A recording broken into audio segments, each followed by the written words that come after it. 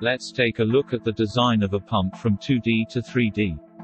A piping and instrumentation diagram (P&ID) is a detailed diagram in the process industry which shows the piping and process equipment together with the instrumentation and control devices.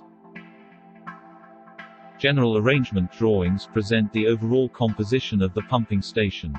Due to its complexity, it will require a number of different projections, such as plans, sections and elevations, and will spread across several different drawings.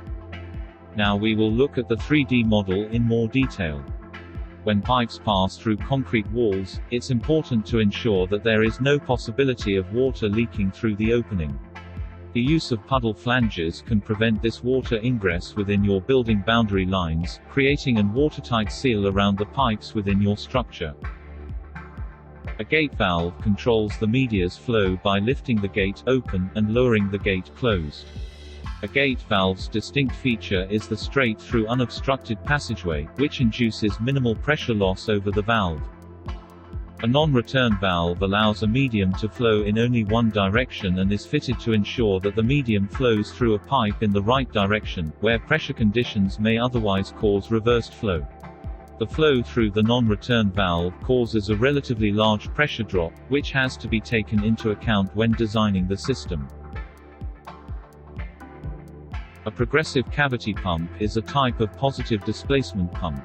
It transfers fluid by means of the progress, through the pump, of a sequence of small, fixed-shape, discrete cavities, as its rotor is turned. All pipework to be Schedule 10 stainless steel grade 304. All flange to be PN16. All gaskets to be 3 mm thick. All mild steel supports to be galvanized with isolation strips. Pipe support fixings to be wedge anchors. Dismantling joints where applicable. Thank you for watching. If you think going from 2D to 3D can benefit you, then please get in touch.